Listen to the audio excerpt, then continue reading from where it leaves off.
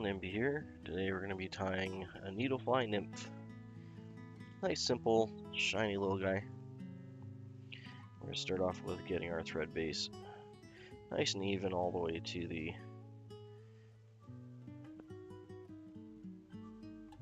all the way to the barb.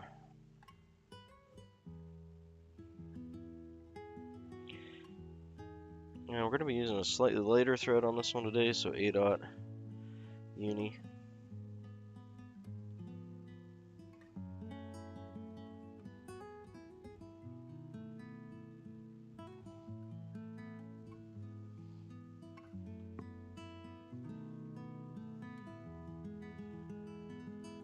Just to make a nice thinner body.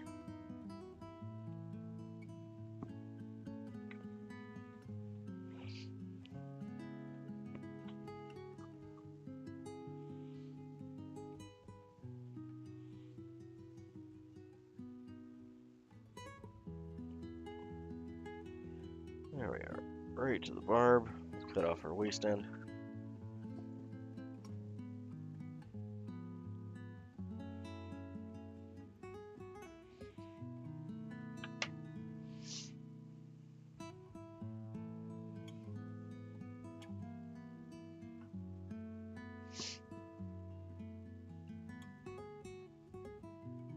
And our first item to tie in is just going to be silver tinsel.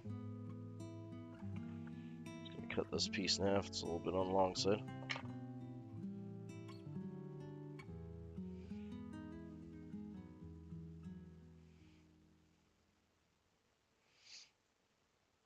And I'm just going to lightly scoot our thread up to the front.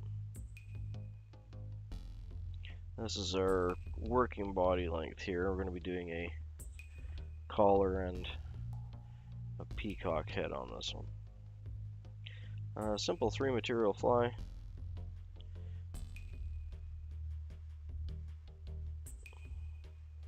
But they're very effective.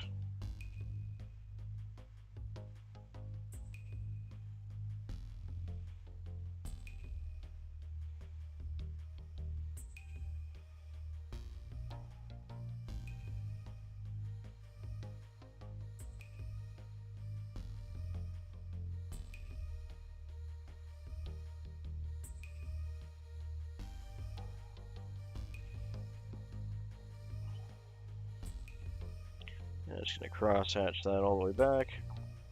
So a nice even body.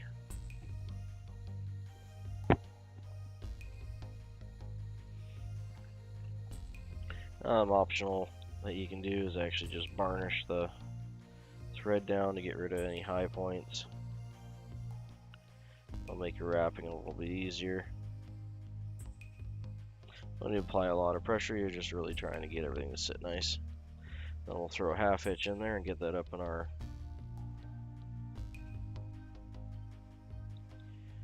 bob and cradle. There we go.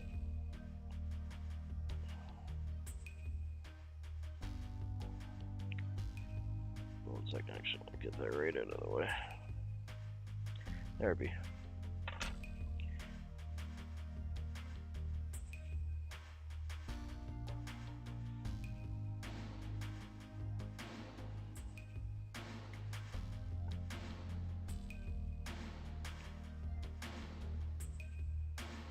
You just want slight overlapping turns.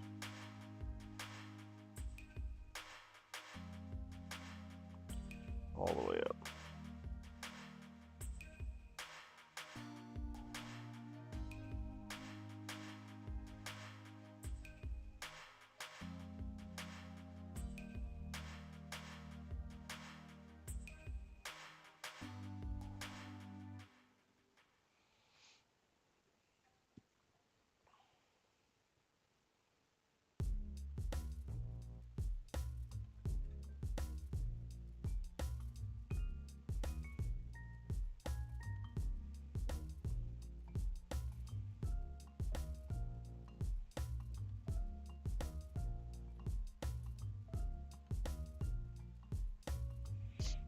There, just tie that off. About enough for next one.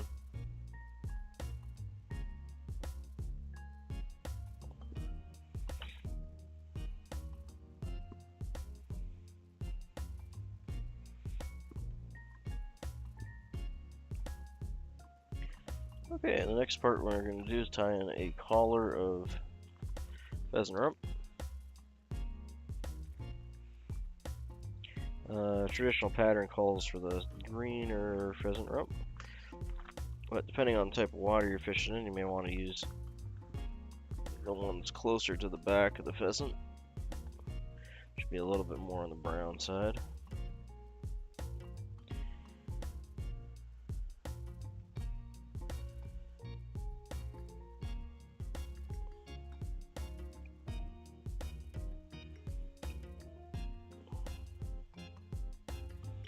So get a good sized one here.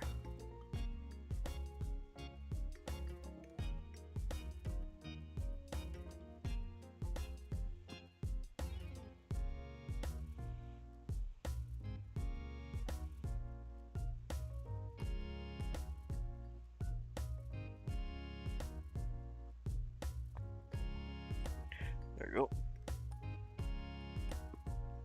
I got two here, so we'll use the next one for the next one.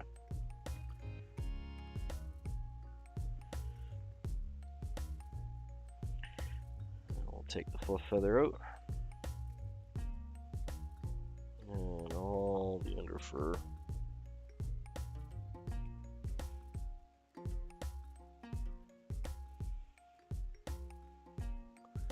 There it be.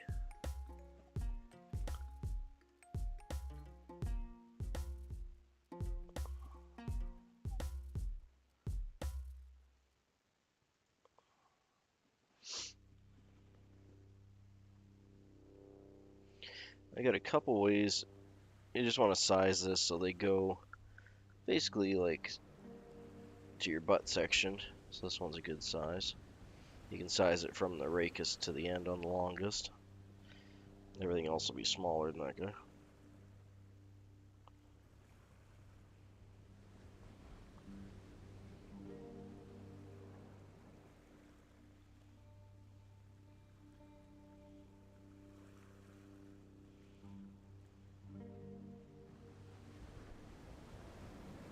You have a number of different ways you can tie these in. You can sparse wrap it, which is probably going to take about half of it. So in that case, you'd want to clear off, depending on the size of the rump feather you're using. You can clear off one side, which is what I'm going to do with this one. You can pull it off and tie it in piece by piece and just go around the collar. That's fine too. In this case, I'm going to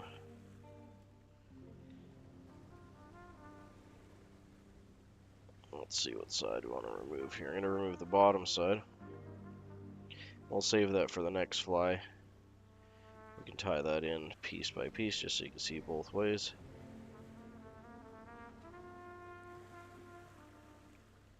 So there we go. Just remove the one side. I'm just going to put this aside here and hopefully it'll stay together for us.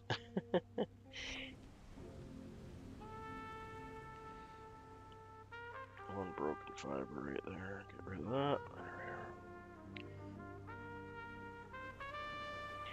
Yeah, we're just going to clip off the tip here.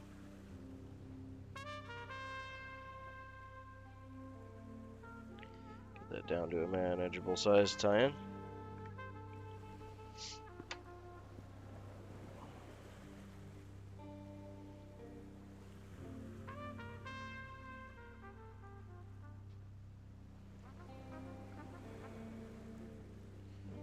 Yeah, I'm just going to tie that in and pull it back. With this 6 out, I don't have to worry about building up really any bulk. We're going to be doing a collar right behind this of pheasant tail. Or sorry, of peacock. Not pheasant tail.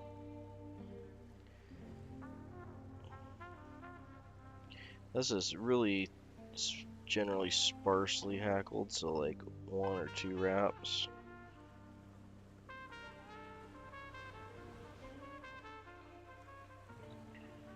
Well, such a thin wrap, I might actually have to do more wraps, but we're just looking for like an even.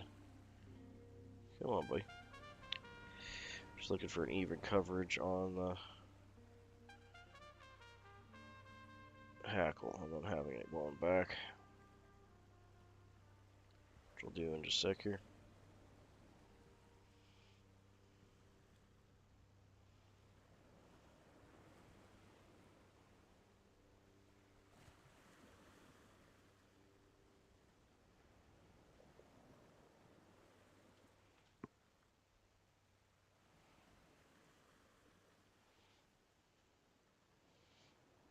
Yeah, you're going to be covering this all up with your peacock curl in a moment anyway. So you don't have to worry too much about being super pretty yet. It almost looks like a spider, British spider pattern. The way it's sitting. Like a partridge in orange or something.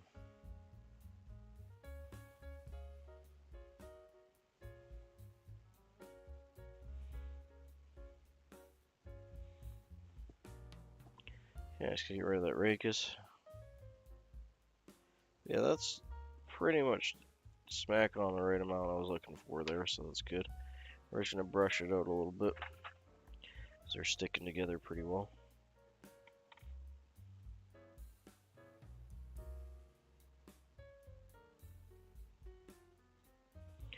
Just to get them to separate a little bit.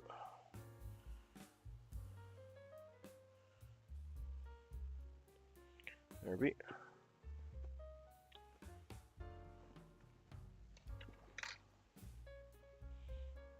Yeah, I'm just going to use my fingers together and just going to pull back like so. And we're just going to get about a bodkin width tied back. Kind of just right over original tie-in point.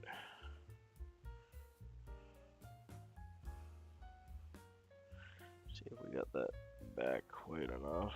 Maybe 2 more wraps.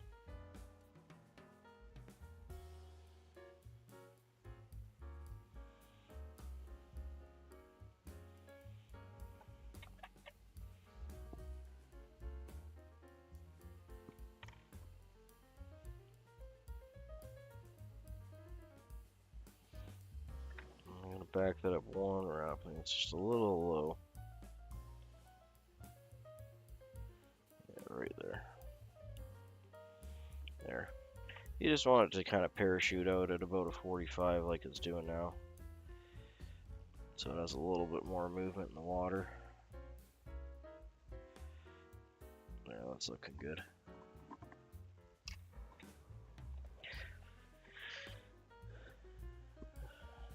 Nice, simple, and effective pattern. It's only 3 materials.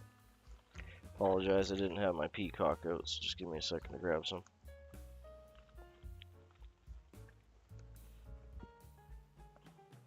Must have tossed it back in here.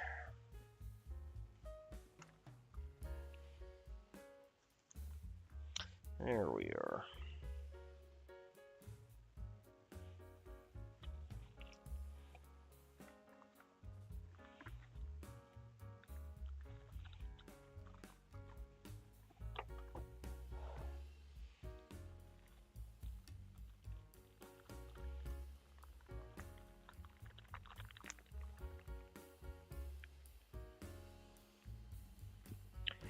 Yeah, just 2 there. I'm only going to be using 1, just pulled out 2 for one for the next fly. So got a handy. Okay, and we're just going to rip off the brittle tip. Cut it flush.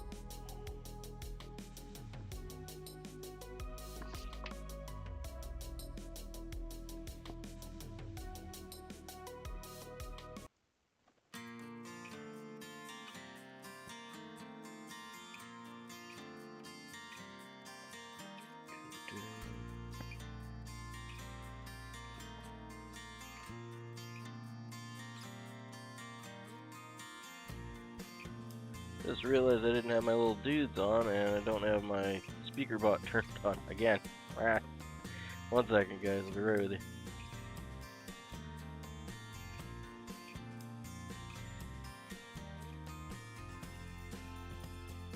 got everyone in there without any little dudes. That's not cool.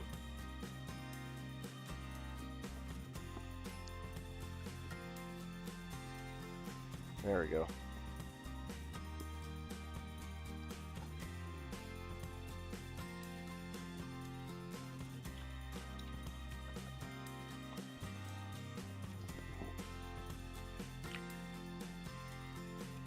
There we go. It's all working good now.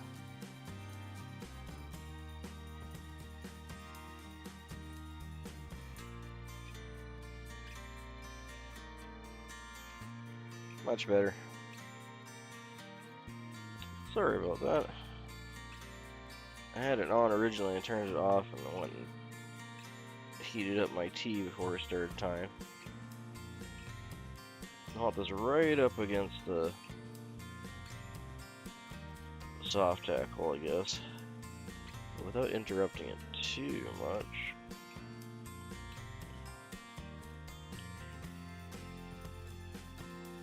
The original pattern calls for just 3 turns, but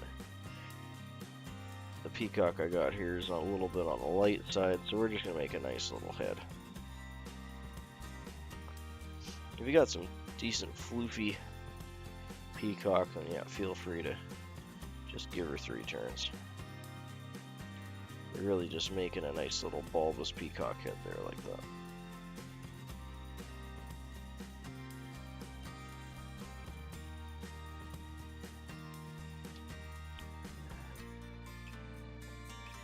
There we go.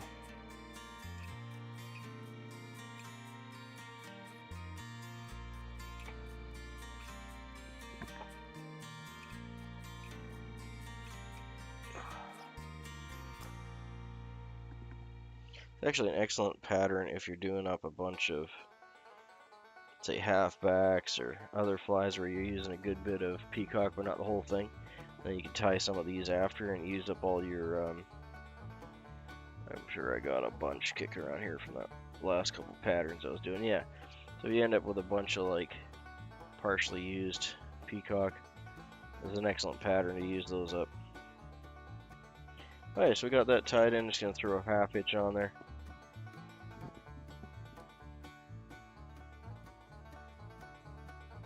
Yeah, sorry about that, Robert and Ziggy. I was going on. I wasn't saying morning to you guys. I apologize. I didn't think there was anyone in the chat because I had my chat bot turned off. So I was just doing my thing. Yeah, I apologize, Ziggy and Robert. And Florida, too. Thanks for coming in.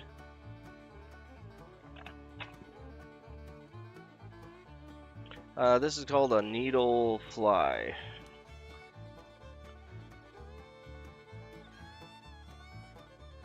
It's kind of a really good catch-all imitation slash attractor. You can do anything from like a chironomid to a small nymph to a shuck or a merger.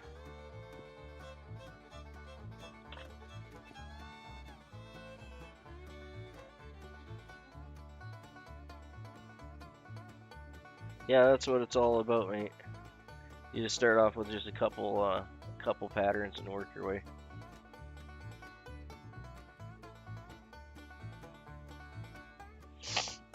Excuse me.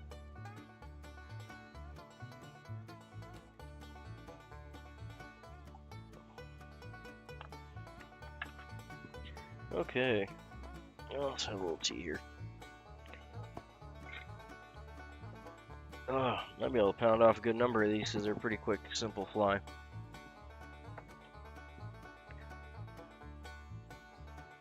Hey, Victoria, good to have you in.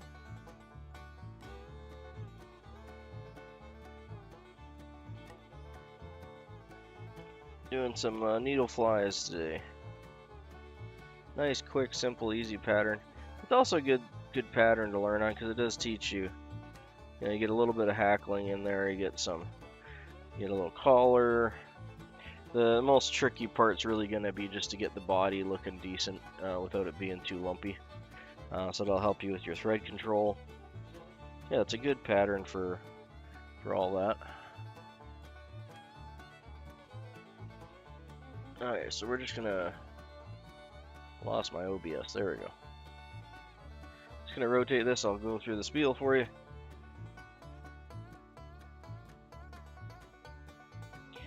Okay, so that's a Needlefly Nymph, and it's tied on a size 10 extra long shank hook, so this would be a Aberdeen hook.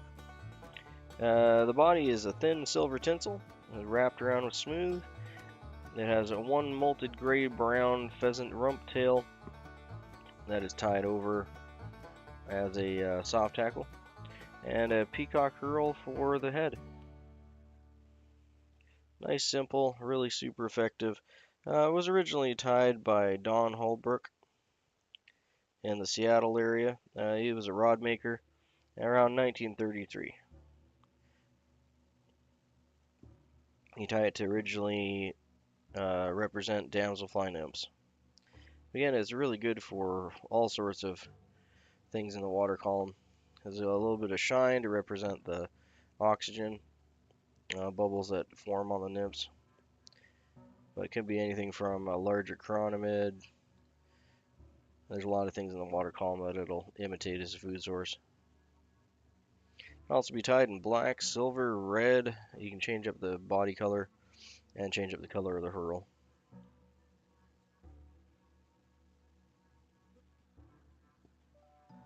Yeah, it's fun and simple.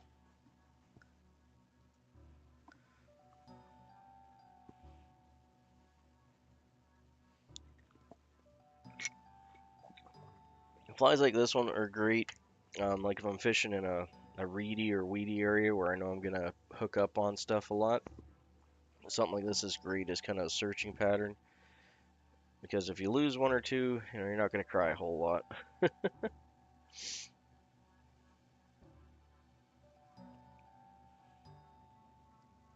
Because they're quick and easy, and you can fill up a good section of your box with them. Yeah. Come on, buddy. Get in your little spot there so we're not interrupting the other guys. There we go.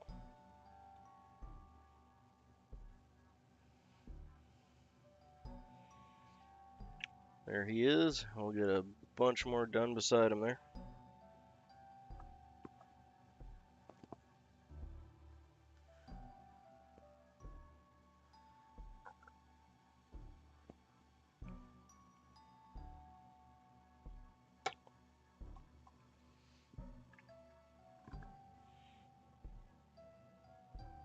You could definitely use a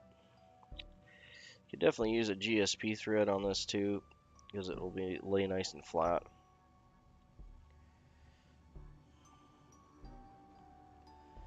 I'm not going to today. Just using a 6/0. I wouldn't necessarily call this a quick and dirty fly, but it's definitely up there with the quick and dirty flies.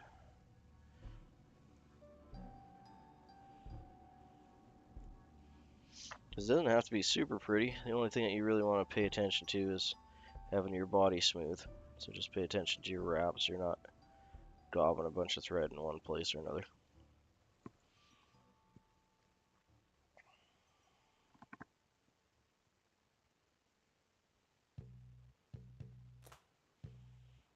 I should have enough on this one to finish this one up, so tie that in. And I'm just using double-sided silver tinsel, so it's not gold on one side. If your tinsel is gold on one side, you want to tie the color that you want to be showing on the inside facing the hook. So when you flip it around, you'll have the correct color.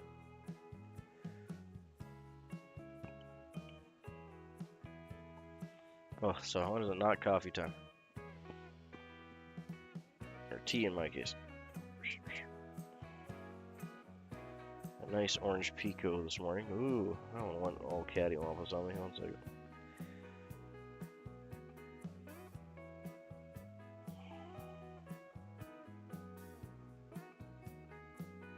There we go.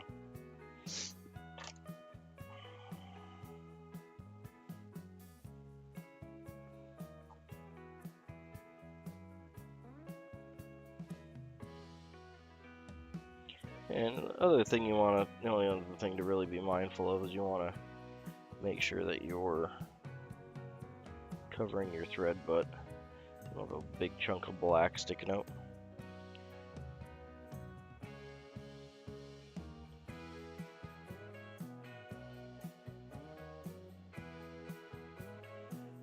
I've seen people tie this too, with chasing it with a fine silver thread.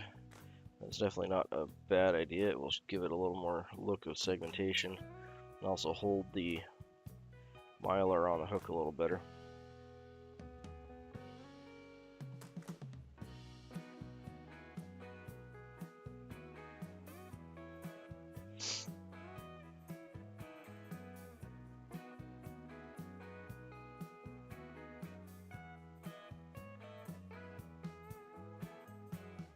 I like to double wrap my mylar because it is a little bit on the slippy side for material.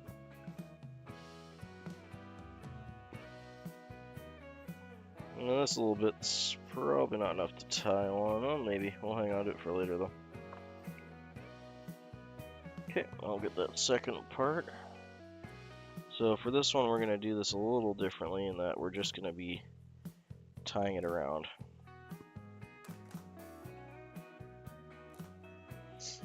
And if you're starting out, this is probably the easier option, to be honest with you.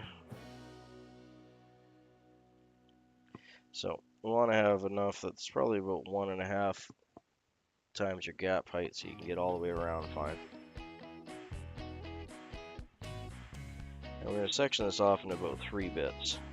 So yay big.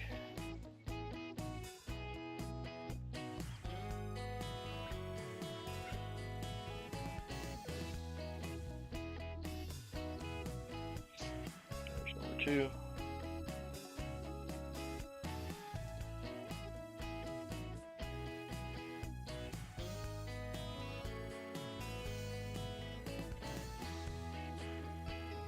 Now as you wrap these, it's going to want to spin and go in the direction that you're wrapping. So we're going to hold these.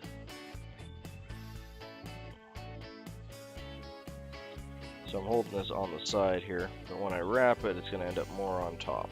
It's going to follow my thread.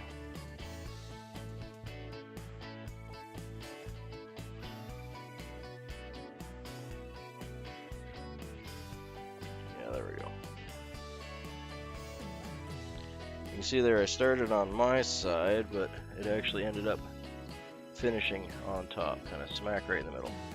The next one we do will be over here.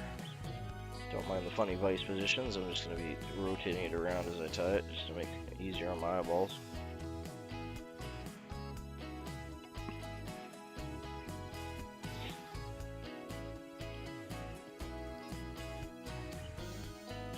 Again, this one that's being placed on top when it's finished wrapping will be pulled to the side.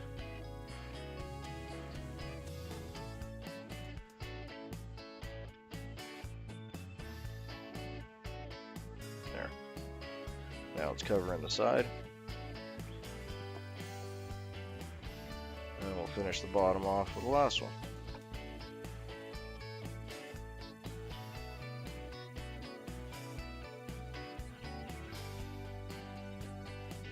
And depending on a number of factors like your hook size, how thick your base is, you could bust this up into 3.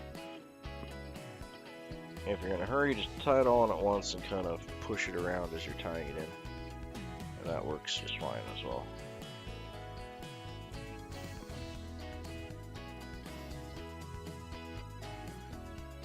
Well, there we go.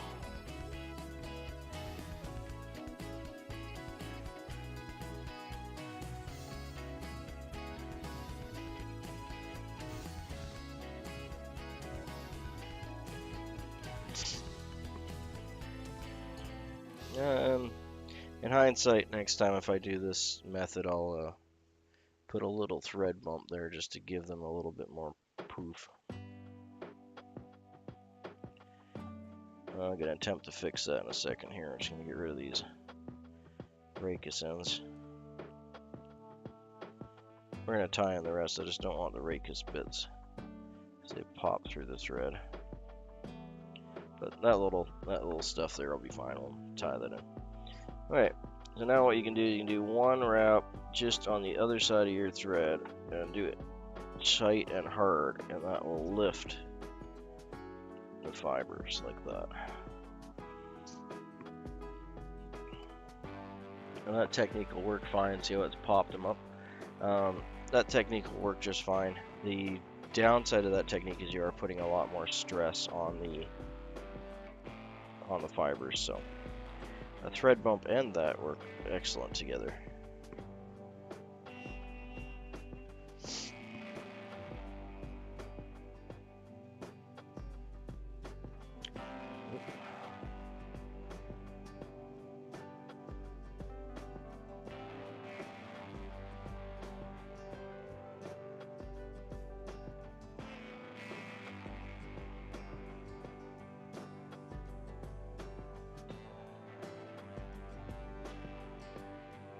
There we are. Just gonna tie that right in up to the collar, back it off.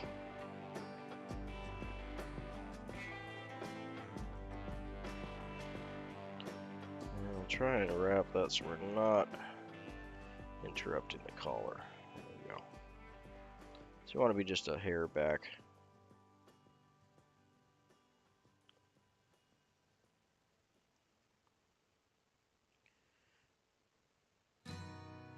And the wraps are up to you, depending on the type of peacock you're using, how floofy it is. You might get away with just 3 wraps, which is what the original pattern calls for.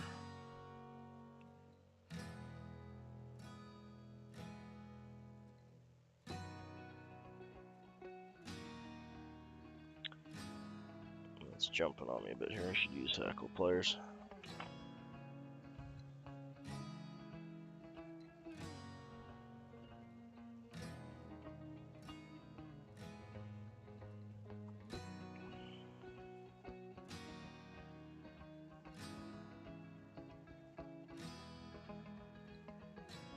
There we are, happy little buggy.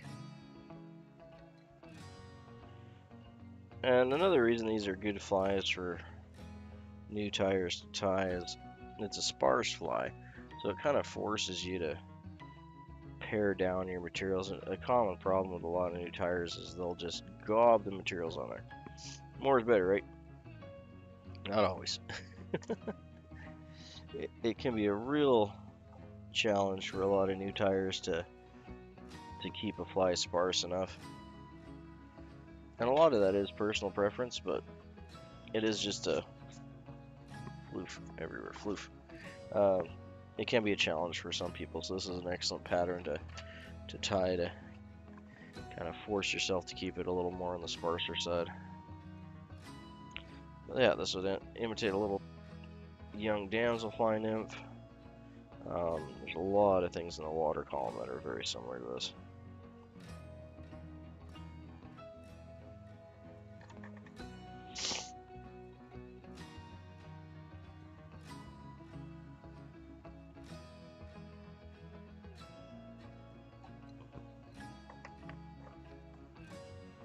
And a little bit of head cement.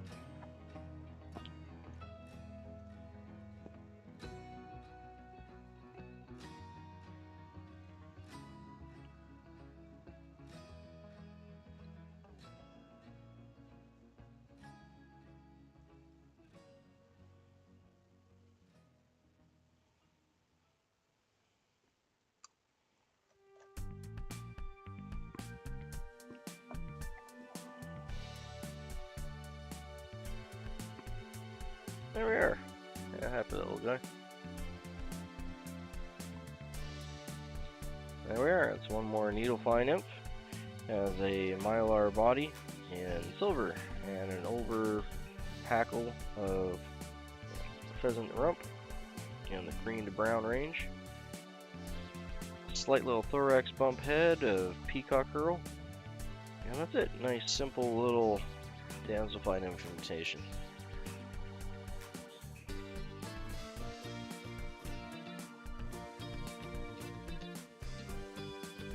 Was originally tied by Don Holbrook in 1933.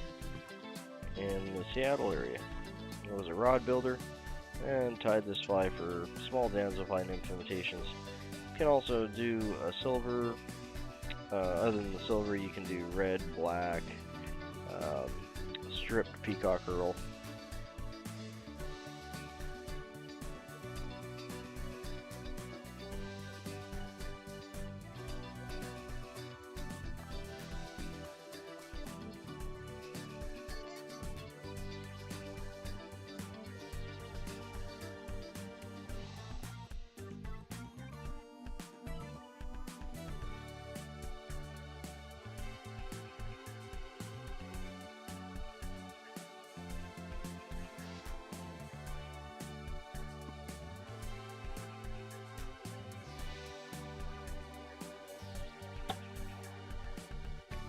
Trying to grab the hook without grabbing the fly next to it.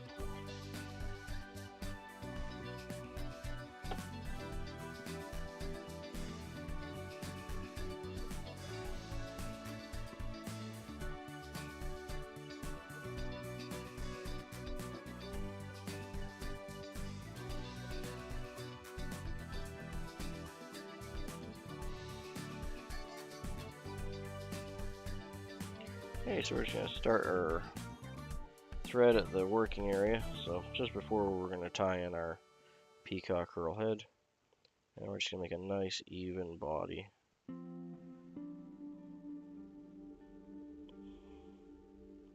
All the way down.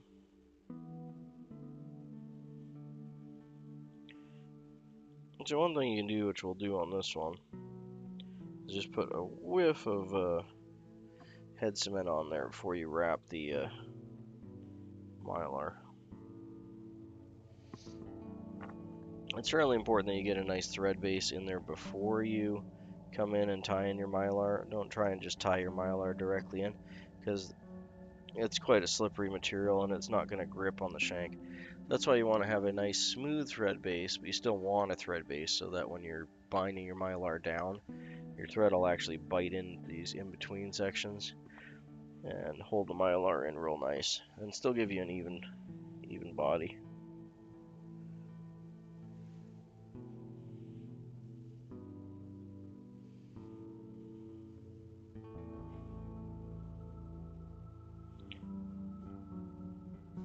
But yeah, I don't think you're gonna save yourself much time by or thread by skipping a nice thread base. It's an important part.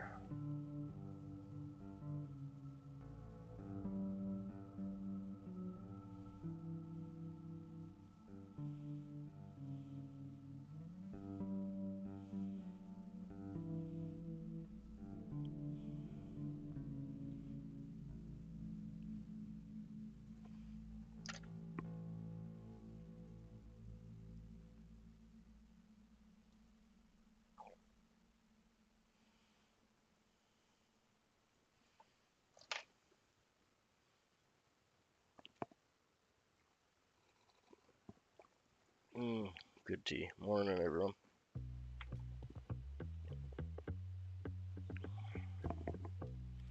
Okay, I'll get this up in our bobbin holder.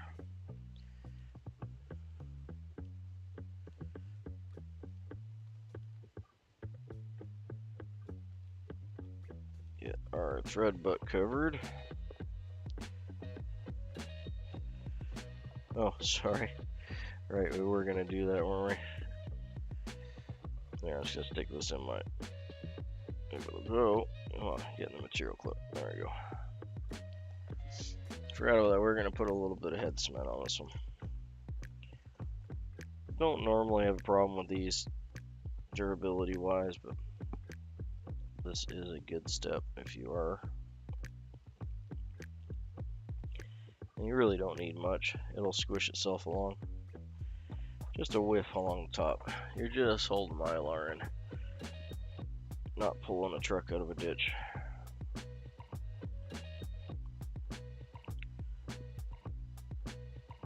Just gonna hand wrap this back over the butt. There we go.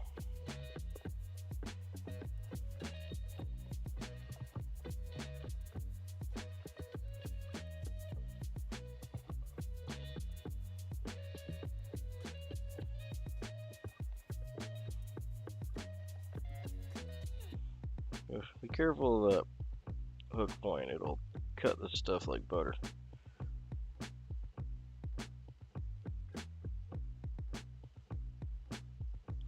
You just want touch and turns. That way it gives you just a thought of a segmented body. It'll catch and throw more light that way too, because you have slight different angles there, which will represent the oxygen bubbles that the nymphs get on them when they're, well, breathing.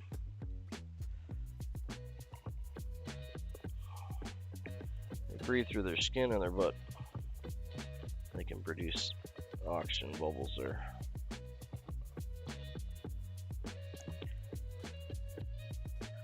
There you go.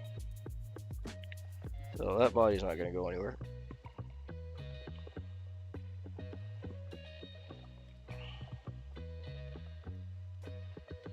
Okay, let's go with our second feather.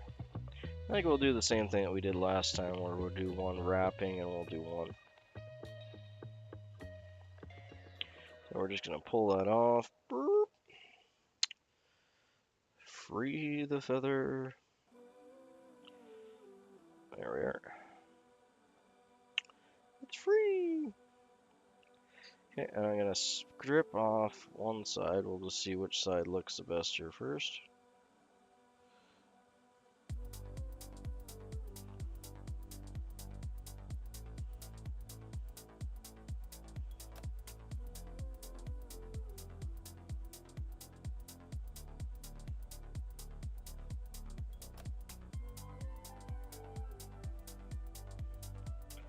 I got a couple more fibers that are misbehaving here.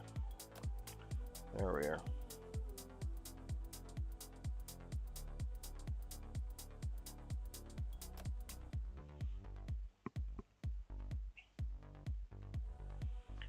Okay. Hey Matt, good to have you back in, mate. Hopefully the tie-in's going okay for you. So I'm going to be cutting off the bottom section just because it's slightly bigger than the top. And when you're hand tying it in, having a little bit more is better than a little bit less. So I'm just going to be grabbing it right across the feather here. Hanging onto the tip up here and then just slowly pulling back on an angle. And that should free it for us. Then keep it together.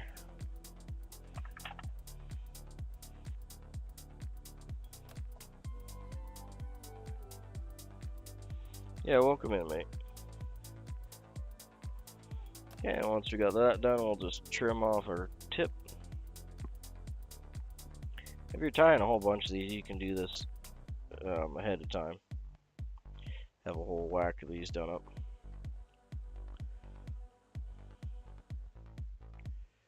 Don't need to worry too much about the size. We got lots of length there to tie it in.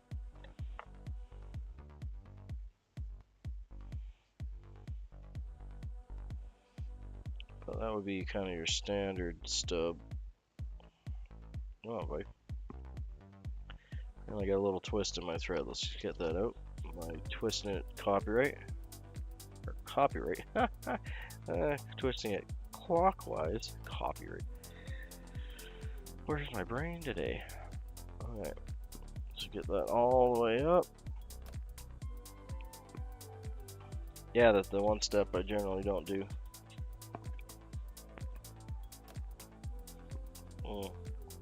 I shouldn't say that. I try to have all my material out and kind of semi-ready to go. I definitely could do better. Okay, so I'm going to wrap this actually the opposite direction this time than I normally do. Just based on how this feather's sitting.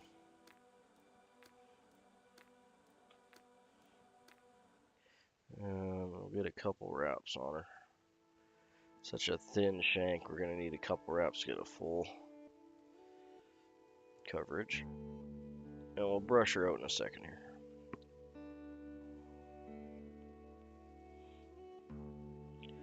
That'll do.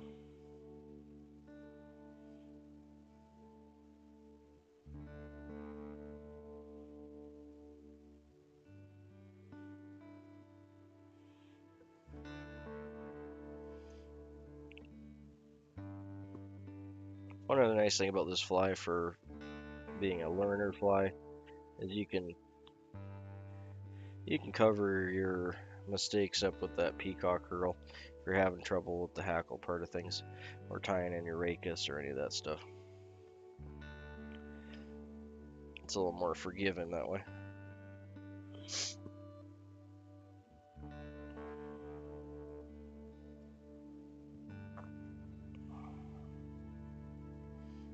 There we are.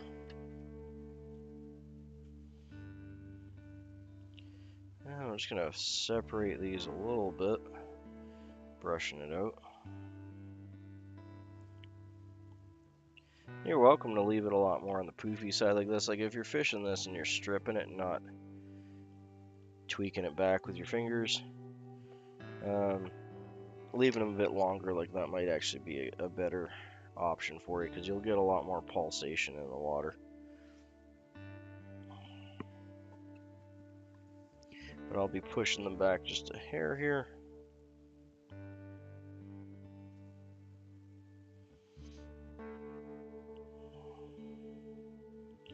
Probably just get 1 or 2 wraps at that base there. That should do. Yeah, that's beauty.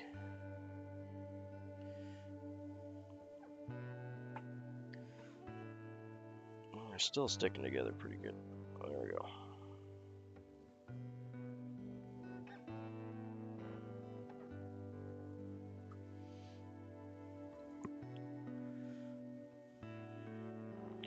There we go. We're not trying to do like a full-on hackle collar like it's gonna float this thing. We're just doing that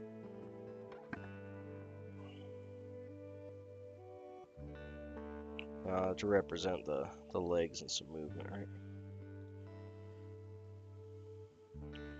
Tying our peacock.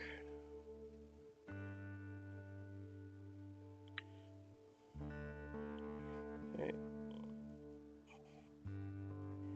And we'll get a number of wraps in here.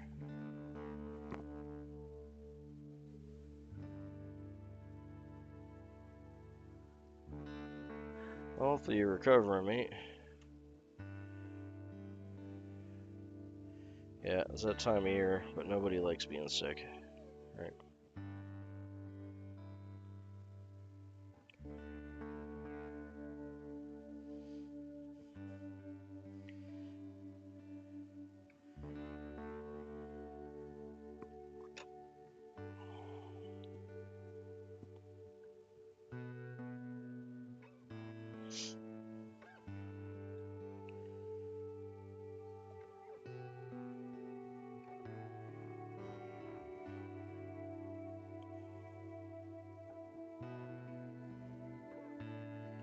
Yeah, there we go. Nice little bulbous head. No, I wouldn't think so.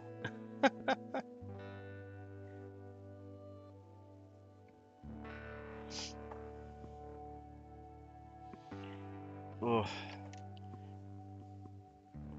Mountain biking in the cold's one of my things, though. I really enjoyed that. I made my own spike tires. I really like my muffs on my handlebars.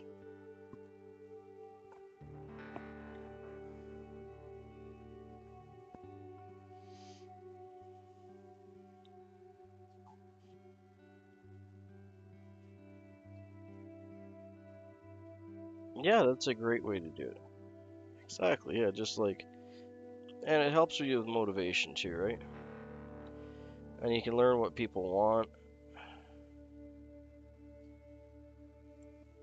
Yeah, and that's like you said, like work on a couple patterns, do like, you know, at least a few dozen till you get decent at it. Either put your kind of off ones to the side for yourself, or just get a razor blade and clean them up and save the hook and do it over again. Just more practice, right?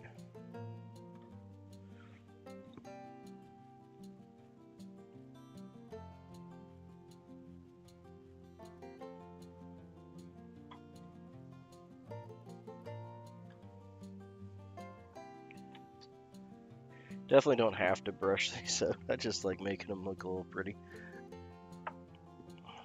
Yeah, do that. I mean, like I was when I was starting to tie, that's exactly what I did. Except they didn't have Facebook then. I was putting little post-it notes and stuff on telephone poles. That's how I did it, with my phone number on it.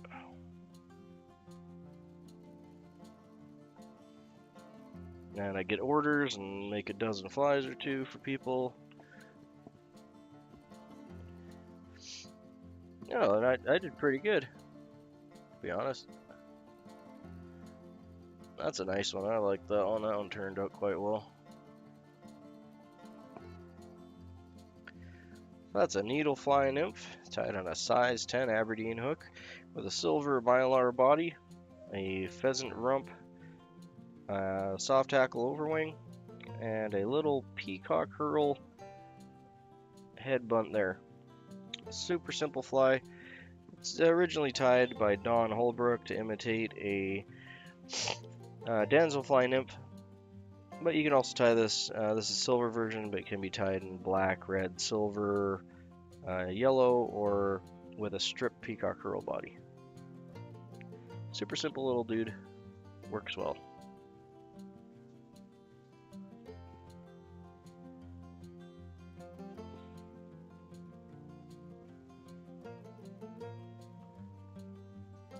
Sorry about the sniffly nose.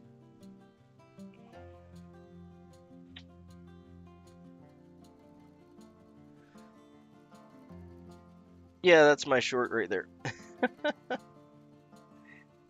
It's just so much easier than having to edit a whole bunch of stuff. I like editing. It's just a time thing. I do thoroughly enjoy editing. I do need to get more long form content on, but the shorts crowd just absorbs it so fast, and then it's gone.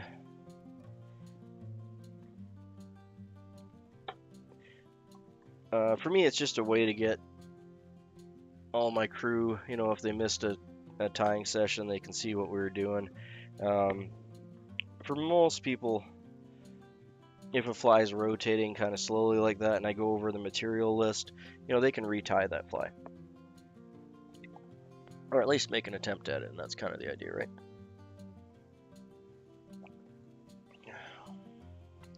Now I get to throw a little bit of history in there and a little bit of information about the fly, so it's a little educational.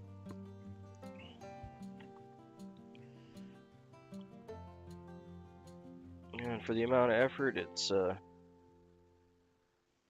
you go. Yeah, I mean, I don't get a whole lot of subscribers from the shorts, but I do get some.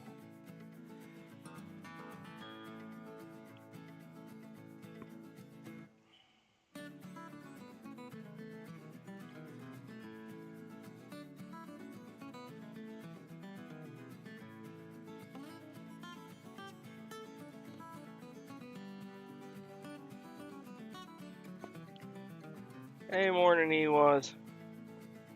I'm glad that fly made it to you, mate. Gives me some confidence for sending out some more.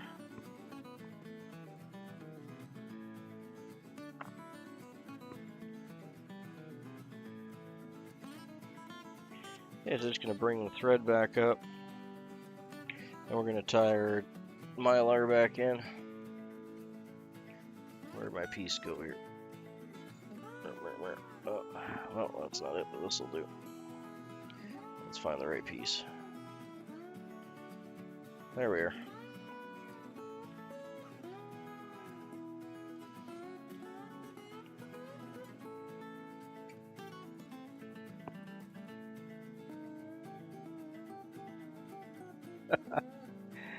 Hey, mate. Good to see you.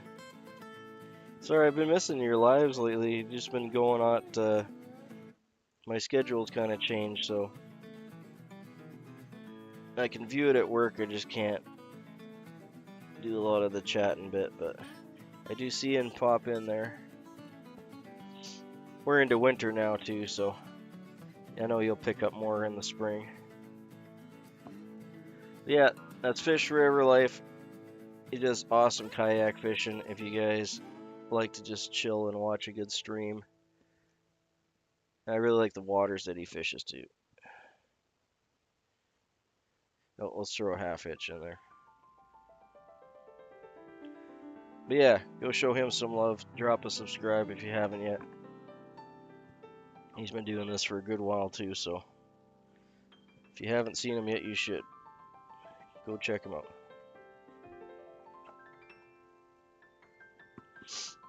Oh, speaking of which, you're not modded. Why are you not modded? Here, let me fix that for you.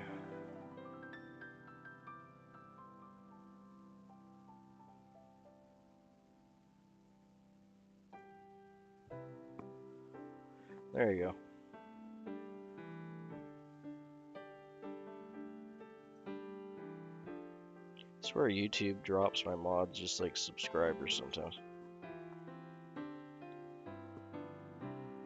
Okay, we're gonna get that off on the side here. We're gonna wrap our body up.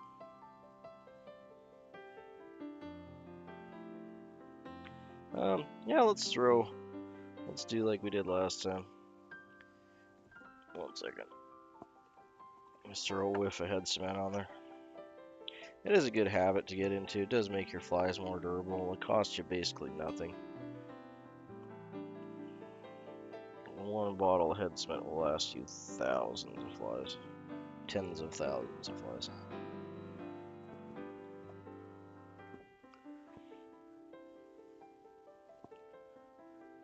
Thank you. Yeah, he's a really cool dude. You'll like his stuff for sure. He's very personable in the chat. He has a lot of passion about what he does. He's got a really good crew that follows him too.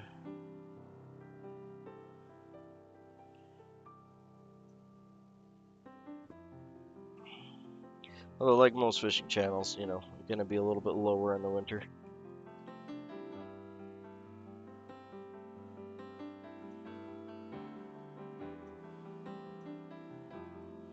But yeah, another place for you to hunt, Victoria.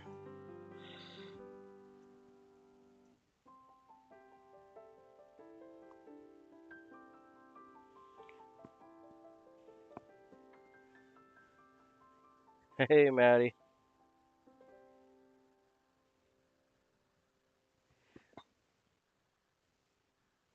Oh, really, Ziggy? Normally it's the other way around. That's interesting. I wonder what kind of head cement you bought. Normally it's the super glue that gives you the white residue. Yeah, good to have you in, Maddie.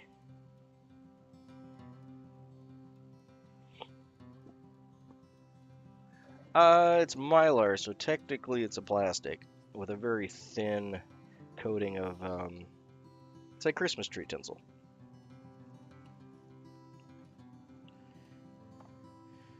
You can get it at the spools. This, oh, sorry, wrong side. This is a uni French, so it's a slightly rounder, but same idea. It's just wrapped around a thread. You can get it in. Do I have any other ones here? No, I don't have any handy. Oh, yes, I do. I lied. So you can get it on spools like this, typically. Really, fulling mill is giving you white residue? That's interesting. They're a pretty higher end tank supply. I'm really surprised that you're running into any issues with that. One thing you can try is for most things, it depends on if it's an acetate based. 1 second here. Well, this one's acetate based. You can tell it's quite runny. See, very liquidy. This is actually really thick because I'm halfway through the bottle and it thickens as you go. When you open up a new one, it's like water. You have like your regular nail polish, which is quite a bit thicker. But yeah, sorry, getting back to my thought process there. What you can do is, if you have any 70% or higher alcohol, just take a just take like a, sorry, brain went blank there. Oh yeah, right, we were gonna do a little thread bump here too. Let's do that. I'm just gonna do a little thread bump. This will help these spread out when I tie them down. I'll tie them on the eye side of the thread bump. Yeah, just take a toothpick or whatever you got handy that's small, and just take a drop of alcohol. It has to be about 70% or higher. It doesn't really work well. If you have any 70% or 90, like preferably 90 proof alcohol, like rubbing alcohol, and just put a drop on it, and it should instantly harden. It's a catalyst for most types of head cements.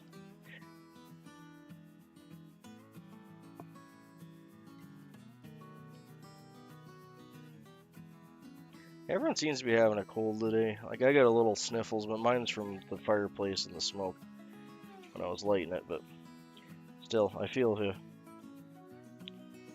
Matt was having issues too, I think. And I'm dropping all my feather bits here. There we go. I'm just gonna be tying these around. These are like much smaller sections than the last time because I dropped my feather and it kind of fell apart. But don't matter, we'll get it all in there.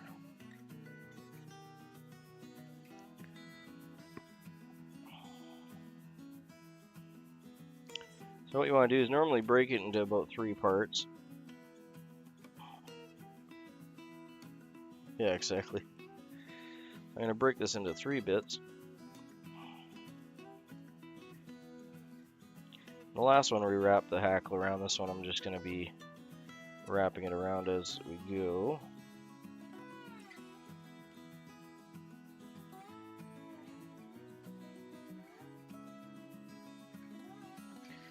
Just bit by bit, work my way around.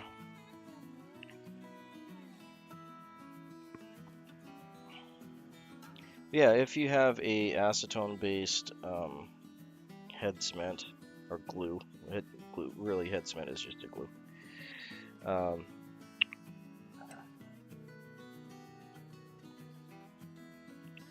Yeah.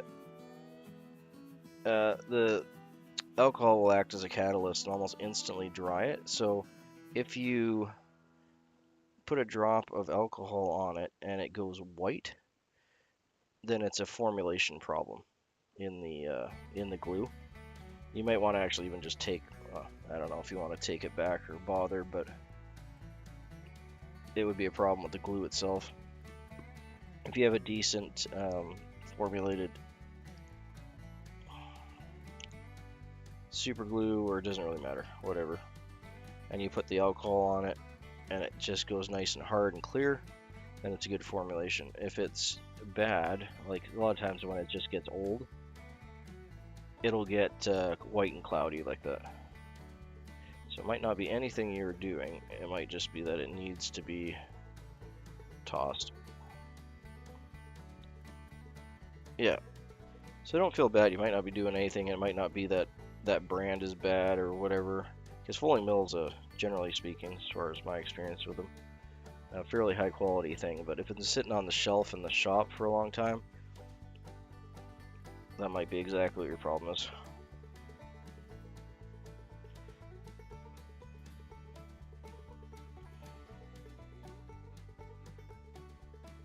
Okay, there we go. It's a nice poofy one, eh? That one worked out well. Yeah, generally speaking, super glue is the one that gives you the white residue because it oxidizes. It actually has a chemical reaction that causes it to give off heat, which causes it to oxidize faster, which is partly why it dries so quick.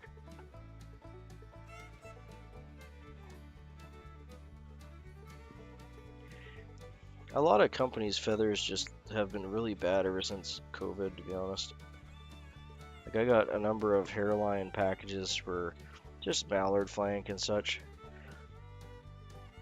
And it's not the feathers were bad, it's just they were all cut up in the package. Like, whoever was trimming the bird was not putting a lot of effort into not damaging the material.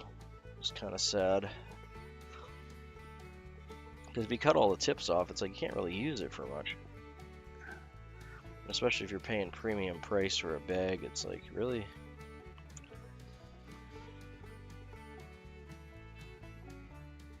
Okay, so let's get our peacock curl tied in. We'll use this piece. This one's got some clear damage right there, so I'm a little bit iffy about using that part. So I'm just going to drag my finger. I don't know, it does feel like it's pretty strong. Okay, well, let's cut the end off and we'll see how we go with it.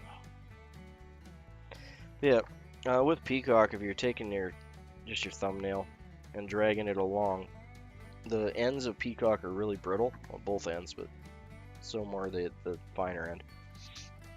And if you're dragging your fingernail across it and putting pressure on it on like a 90 from where you're pulling, if there's any breaks or thin or brittle spots, it'll break right there. So do that before you tie it in. And if it's going to break there, it's going to break there. So you're saving yourself the trouble, even if turns into a short piece. Because it would have probably broken at that point anyway.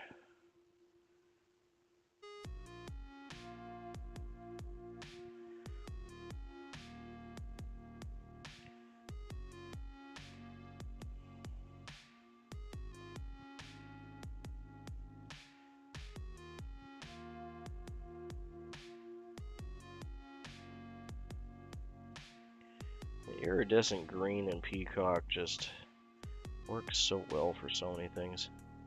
It's like magic. Yeah. Try and get one more wrap here. Just gonna pull that back. This little thin spot on my hurl, it's not making it as pretty as I wanted it to. That'll do.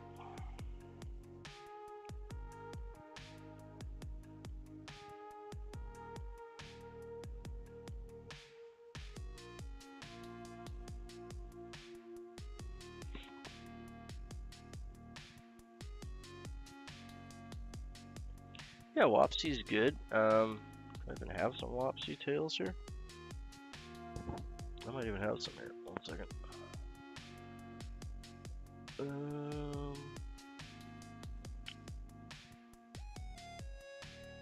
No, that's Fly Angler.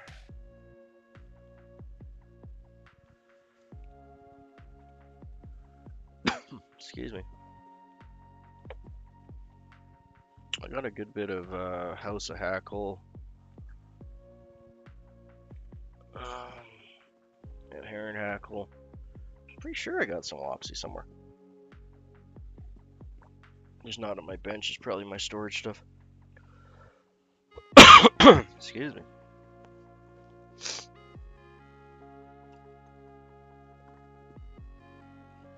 Alright, just gonna whip finish that, we'll get some cement on it. The thing with fly tying and brands and feathers is you gotta remind yourself that it's a natural material, right? They didn't make the feathers, the bird did. So whether you're ordering it from some place in China, your local fly shop, or directly from a distributor, some animal made it, not them.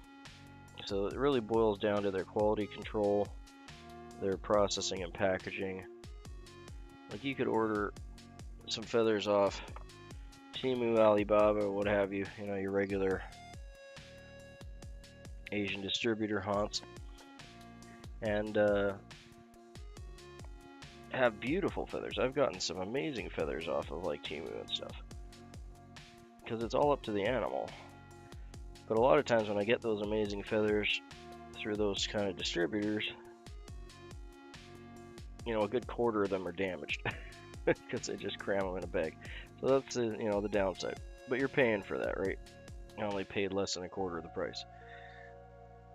But sometimes you get lucky and you get really good stuff. So yeah, keep your mind open is basically what I'm trying to say. And you don't have to be brand loyal to one brand or another, because remember, it's the animal that's producing it, not the company. Now if you get into like specific hackles, like fulling mill, or not fulling mill. Come on, brain, give me the word. There's genetic hackles that are specifically bred by the owners. Whiting Farms, thank you, brain. But yeah, Whiting Farms has their own genetic breed, and they've been breeding their birds for years. So in that case, you know, he specifically bred those birds and brought them up and takes extremely good care of them to produce the hackles. So that's a completely different other end of the spectrum. In that case, yes, that specific company will give you that type of quality because that's their whole business model. That's what they're shooting for, right? Where most other places, it's just a byproduct. You know, you raise a chicken, you cook the chicken, and the feathers are sold as a byproduct. So, or goose or duck or whatever else you're buying. That's a happy little guy though. I'm happy with that one.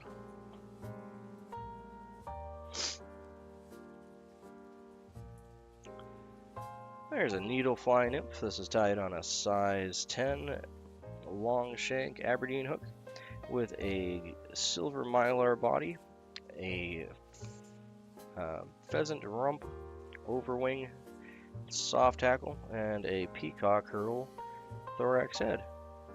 It's a wonderful little damselfly nymph pattern that was originally tied by Don Holbrook in 1933.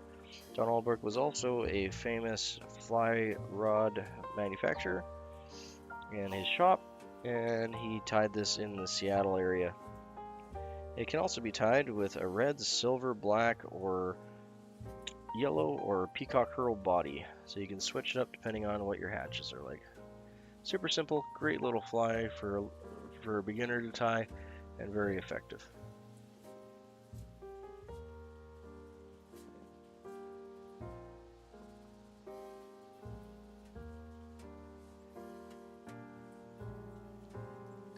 Thanks, Maddie. Oh yeah, I'm gonna have some breakfast here. Like we were saying, I need to get some more wood in that fireplace. And I think I might do some Christmas decorating today. With my lovely, wonderful, amazing, beautiful wife. There's the ones that we did today. They're kind of crammed in there, but you get the idea. There's some scuds we did the other day. Some nymphs. Some large yellow stoneflies. Or light stoneflies. I can't remember what the name of those are, but they're fun tie, these ones here.